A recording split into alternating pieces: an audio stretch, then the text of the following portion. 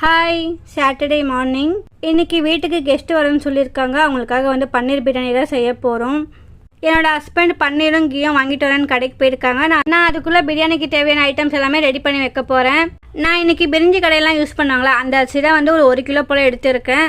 அரிசியில் வந்து இப்போவே தண்ணி ஊற்றிட்டா ரொம்ப நேரம் ஊறின மாதிரி ஆகிடும். கரெக்டாக நான் வந்து குக்கிங் ஸ்டார்ட் பண்ணும்போது தான் வந்து தண்ணி வந்து ஊற வைப்பேன். இப்போ வந்து நான் ஒரு 1/2 கிலோ வெங்காயம் 1/2 கிலோ தக்காளி வந்து எடுத்து கட் பண்ணி வச்சுருக்கேன். என்னோட ஹஸ்பண்ட் லோக்கல்லே பன்னீர் வாங்கிக்கலாம் தான் கடைக்கு போனாங்க. ஆனால் அங்கே வந்து 1 கிலோ பேக்கெட் தான் இருக்கேன். அங்கே 1/2 கிலோ பேக்கெட்லாம் இல்லைன்ட்டு அப்புறமா நாங்கள் வந்து ஜெப்டோலே ஆர்டர் போட்டோம். நார்மலாக பிரியாணிக்கு 1 கிலோ அரிசிக்கு 1 கிலோ சிக்கன் தானே ஆட் பண்ணுவோம். ஆனால் இவங்க 1/2 கிலோவே போதும்னு சொல்லிட்டாங்க. நீங்கள் பன்னீரில் பிரியாணி செய்யறதா இருந்தாக்கா எவ்வளோ கேஜி ஆட் பண்ணுவீங்கன்ட்டு கீழே கமெண்ட்டில் சொல்லுங்கள். இப்போ வந்து பன்னீருக்கு தேவையான மசாலா எல்லாமே ஆட் பண்ணிக்கலாம். நான் வந்து வெறும் மிளகாத்தூள் அப்புறமா உப்பு போட்டு நல்லா மிக்ஸ் பண்ணி வச்சுக்கிறேன். நாங்கள் நார்மலாக எப்போ சிக்கன் பிரியாணி தான் பண்ணுவோம். ஆனால் இந்த வாட்டி ஃபர்ஸ்ட் டைம் வந்து பன்னீர் பிரியாணி செய்ய போகிறோம். இப்போ வந்து கட் பண்ணி வச்சிருக்க பன்னீரை வந்து டீப் ஃப்ரை பண்ணணும். அதுக்காக வந்து நெய்யும் எண்ணெயும் சேர்த்து ஃப்ரை பண்ணி எடுத்துக்க போகிறேன். எண்ணெய் வந்து நிறைய ஊற்றிட்டோம் போல், அதனால் போட்ட மசாலா எல்லாமே பாதி எண்ணெயிலே போயிடுச்சு. இப்போ பன்னீர் எல்லாமே எடுத்து வேறு பேனில் மாற்றிட்டு இப்போ அதே எண்ணெயில் வந்து தாளிக்க போகிறோம்.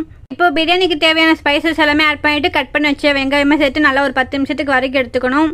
எனக்கு பிரியாணி நிறைய பண்ணும்போது காரம் வந்து எவ்வளோ போடணும்னு தெரியாது. நான் வந்து கம்மியாகவே நான் ஆட் பண்ணிக்கிறேன். இப்போ வந்து தக்காளி எல்லாமே ஆட் பண்ணிவிட்டு கடைசியாக வந்து உப்பு ஆட் பண்ணி நல்லா ஒரு 10 நிமிஷத்துக்கு வரைக்கும் எடுத்துக்கிறேன். தக்காளி வந்து நான் பெருசாக போட்டனால ஒரு 10 நிமிஷத்துக்கு தட்டு போட்டு மூடி வச்சுட்டு தக்காளி வந்து நல்லா குழைய வெந்துடும். இப்போ வந்து புளிப்புக்காக கொஞ்சமாக தயிர் சேர்த்துட்டு ஃப்ரை பண்ணி வச்சிருக்க பன்னீரை ஆட் பண்ணிக்கணும்.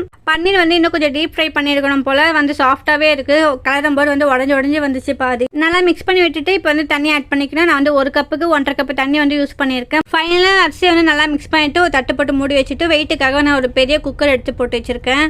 இப்போ பிரியாணி ரெடி ஆகிடுச்சு. கடைசியாக நெய் போட்டு மிக்ஸ் பண்ணி விட்டுட்டாக்கா பிரியாணி வந்து சூப்பராக ரெடி ஆகிடும். இது கூடவே சைட் டிஷ்க்காக காலிஃப்ளவர் பக்கோடா தான் செஞ்சிருந்தோம். டேஸ்ட் உண்மையும் சூப்பராக வந்துருந்துச்சு. காரம் மட்டும் லைட்டாக கம்மியாக இருந்துச்சு. அன்றைக்கி மதியம் போல் சாப்பிட்டு முடிச்சுட்டு ஈவினிங் போல் பக்கத்தில் உள்ள திருவெட்டூர் கோயிலுக்கு தான் போயிருந்தோம். மறுநாள் வந்து பிரதோஷம் போல், அதனால் அன்றைக்கி ஈவினிங் வந்து ஃபுல்லாக டெக்கரேட் பண்ணி வச்சுருந்தாங்க. கோவிலுக்கு வரவங்க எல்லாருமே விளக்கேற்றணுன்ட்டு உள்ளேயும் வெளியும் வந்து ஃபுல்லாக விளக்கு போட்டு திரி போட்டு வச்சுருக்காங்க. உள்ளே ஃபஸ்ட்டு சாமி கும்பிட்டுட்டு வெளியே வரும்போது கரெக்டாக வந்து விளக்கேற்ற ஸ்டார்ட் பண்ணாங்க. நானும் உள்ளேயும் வெளியும் போயிட்டு விளக்கேற்றிட்டு வந்துட்டேன். அன்னைக்கு டே ரொம்ப சூப்பராக போச்சு. இந்த வீடியோ உங்களுக்கு பிடிச்சினா லைக் பண்ணுங்கள். பாய்.